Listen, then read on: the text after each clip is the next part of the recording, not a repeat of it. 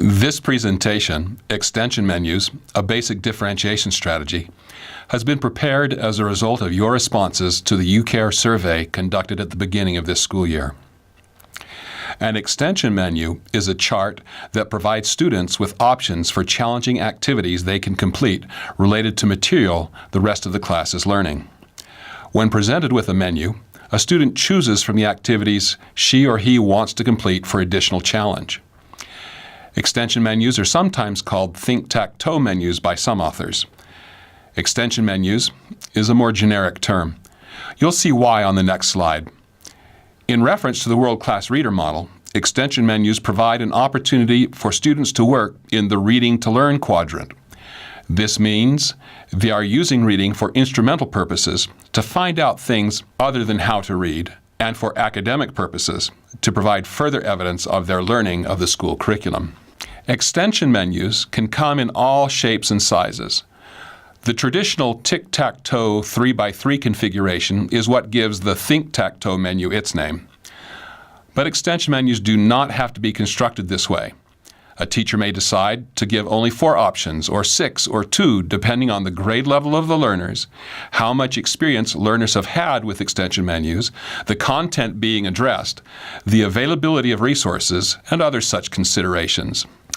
Teachers are often concerned about how they are to come up with activities to put in the extension menu cells. I always start with the material I am teaching in my grade level curriculum. Activities then extend from that material.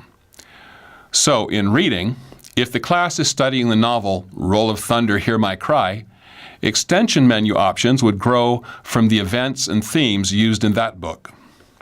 Once I've established the connection with my curriculum, I might use ideas such as learning modalities, multidisciplinary curriculum, or multiple intelligences to assure that I create a variety of activities that may pique different students' interests and learning preferences, as well as adding the complexity that leads to more challenge. You're likely familiar with the popular idea of learning modalities, sometimes referred to as learning styles. The most familiar of these are the visual learner, the auditory learner, both of which have verbal or nonverbal components, and tactile kinesthetic, which are actually 2 separate modalities but are more often than not thought of together. Recent scholarly work has shown that the idea of learning styles is not really a useful idea in teaching. Students usually cannot be categorized within any one style, and the modalities, the preferred term over styles, operate much more complexly than we've been led to believe. However, in creating an extension menu, learning modalities can help us create the variation we would hope to see.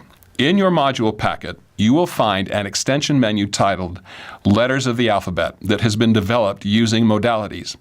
You'll notice the first activity is a visual verbal activity, the second is visual kinesthetic, and the third is auditory verbal. You can also take a multidisciplinary approach to developing extension menus. With this approach, we try to ensure that each activity connects with one other area of the curriculum beyond the area of the curriculum from which the course content originally comes. In the sample extension menu in the training packet, you can see the first activity to teach the OI digraph diphthong draws on social studies and math. The second employs science and fine arts. The third, science and math. The fourth, foreign language and fine arts. And the fifth, technology and literacy. The theory of multiple intelligences, developed by Dr. Howard Gardner from Harvard University, can also be used to develop extension menu activities. The extension menu in your training packet uses just 3 of the intelligences: verbal linguistic and interpersonal and intrapersonal. As a group now, select one of these bases for creating an extension menu. Pause the video and decide what content you want to use for your group extension menu and what its configuration should be: 3x3, 1x5, 2x2. When you have chosen that, take 3 to 5 minutes to develop an extension menu of your own.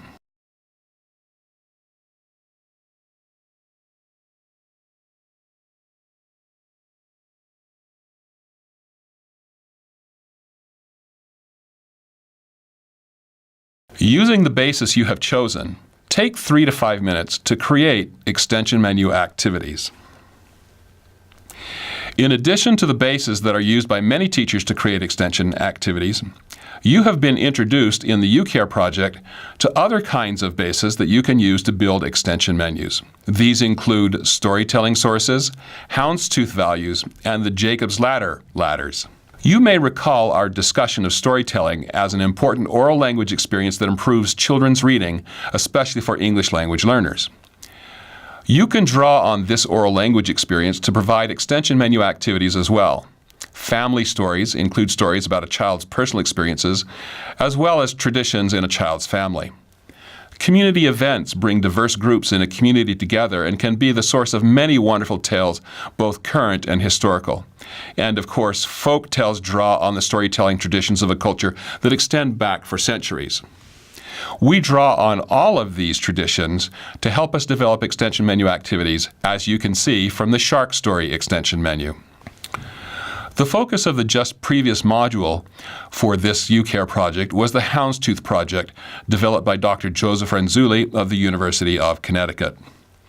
Since you've had that experience, I'll not further explain the Houndstooth values here, but we'll challenge you to stop the video to see if you can identify which value or values have influenced the development of which activity in the extension menu in your packet.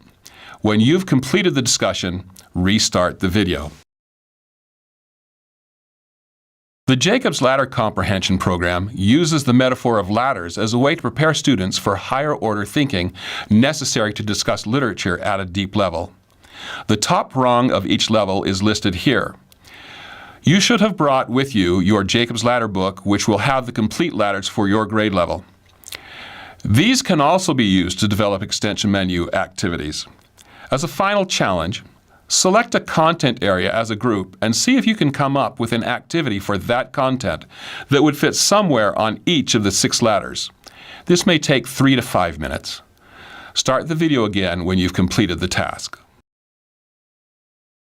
When students have had a good bit of experience with extension menus, you may want to give them the option to come up with their own idea for an activity.